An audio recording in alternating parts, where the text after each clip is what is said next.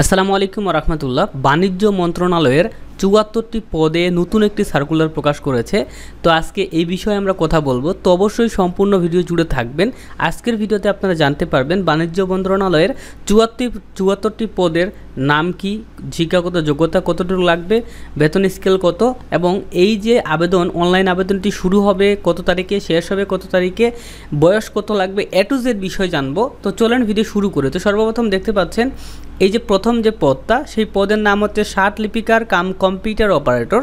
তো এই পদে একজনকে কিন্তু নিয়োগ দেওয়া হবে এবং শিক্ষাগত যোগ্যতা দেখতে পাচ্ছেন এইচএসসি পাস করতে হবে এবং অবশ্যই ষাট লিপিতে সর্বনিম্ন গতি থাকতে হবে ইংরেজিতে ৮০, বাংলায় ৫০ এবং কম্পিউটার টাইপিংয়ে সর্বনিম্ন গতি থাকতে হবে ইংরেজিতে ৩০ এবং বাংলায় ২৫ শব্দ। ঠিক আছে। এবং দেখতে পাচ্ছেন যে সকল জেলার প্রার্থীরা আবেদন করতে পারবেন, এখানে যেই জেলার নামগুলো দেওয়া রয়েছে এই জেলার প্রার্থীরা কিন্তু আবেদন করতে পারবেন। তো ২ নম্বর পদের নাম জানার আগে আমরা দেখব যে এই সার্কুলারটি আবেদন কবে শুরু হবে। ওকে, তো আবেদন শুরু হচ্ছে ২০ মে ২০২০ তারিখ সকাল ১০টায় কিন্তু আবেদন শুরু হচ্ছে, আপনারা আবেদন করতে পারবেন। এবং আবেদনের শেষ তারিখ হচ্ছে ১০ জুন ২০২৪ তারিখ বিকেল ৫টা পর্যন্ত।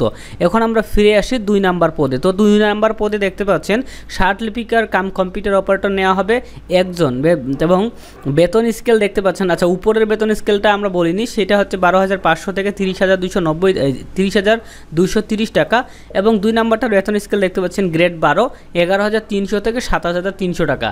ঠিক আছে। এবং একটি পদে নিয়োগ দেওয়া হবে, এইটা তো এইচএসসি পাস থাকতে হবে, কম্পিউটার পরিচালনায় দক্ষতা থাকতে হবে এবং ষাট লিপিতে ৮০ শব্দ এবং বাংলায় ৫০ শব্দ থাকতে হবে এবং কম্পিউটার মুদ্রাক্ষরে ৩০ শব্দ, ইংরেজি টাইপিং থাকতে হবে, বাংলা টাইপিংয়ে ২৫ শব্দ থাকতে হবে।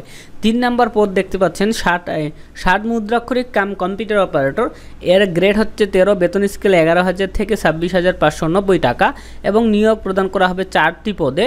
এবং দেখতে পাচ্ছেন এটা তো এইচএসসি বা সমমান পরীক্ষায় পাস হইতে হবে, কম্পিউটার পরিচালনায় দক্ষতা লাগবে, ষাট লিপিতে ইংরেজিতে ৭০ শব্দ, বাংলায় ৪৫ শব্দ লিখার মানে গতি থাকতে হবে এবং কম্পিউটার টাইপিংয়ে ইংরেজিতে ৩০, বাংলায় ২৫ শব্দ কিন্তু লাগবে। এবং এদিকে যে জেলাগুলোর নাম দেখতে পাচ্ছেন শুধুমাত্র এই জেলাগুলোই কিন্তু আবেদন করতে পারবে। ওকে।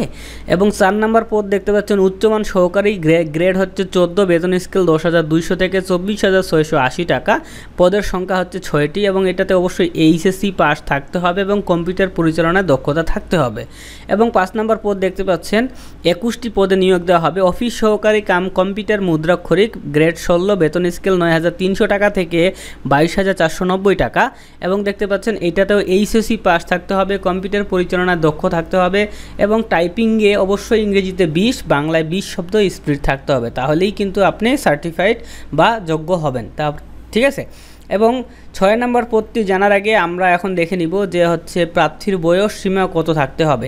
তো ৩০ এপ্রিল ২০২৪ তারিখে প্রার্থীর বয়স হইতে হবে ১৮ থেকে ৩০, যার যদি হচ্ছে বীর মুক্তিযোদ্ধা বা হচ্ছে মুক্তিযোদ্ধার পুত্র কন্যা সন্তান বা শারীরিক প্রতিবন্ধী হয় তো সেই ক্ষেত্রে ৩২ বছর পর্যন্ত শিথিলযোগ্য। ঠিক আছে। তো ৬ নম্বর পদটি হচ্ছে অফিস সহায়ক, গ্রেড ২০, বেতন স্কেল ৮,২৫০ থেকে ২০,০১০ টাকা এবং এইটাই হচ্ছে সবচেয়ে বেশি পদে নিয়োগ দেওয়া হবে ৪১টি পদে এবং অবশ্যই আপনাকে এসএসসি বা সমমান পরীক্ষায় উত্তীর্ণ মানে পাস থাকতে হবে, মেট্রিক পাস থাকতে হবে এবং এই যে জেলার নামগুলো দেখতে পাচ্ছেন শুধুমাত্র এই জেলার লোকজন আবেদন করতে পারবেন। ঠিক আছে।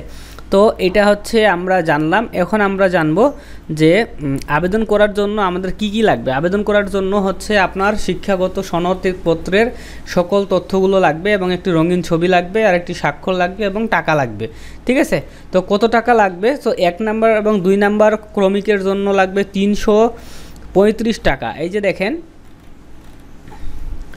এই যে প্রথম এই দুটো পদের যদি আবেদন করতে চান তাহলে ৩৩৫ টাকা অনলাইনে কেটে নিবে। ঠিক আছে। টেলডক সিমের মাধ্যমে চার্জ কেটে নিবে এবং ৩ থেকে ৫ নম্বরের জন্য লাগবে ২২৩ টাকা। এই যে দেখেন ৩ নাম্বার থেকে ৫ নাম্বার পদ পর্যন্ত, এই যে ৩ নাম্বার, ৪ নাম্বার, ৫ নাম্বার এই ৩টা পদের জন্য লাগবে ২২৩ টাকা এবং আপনি যদি অফিস সহায়ক পদে আবেদন করতে চান তাহলে আপনার ১১২ টাকা কিন্তু ফি কেটে নিবে।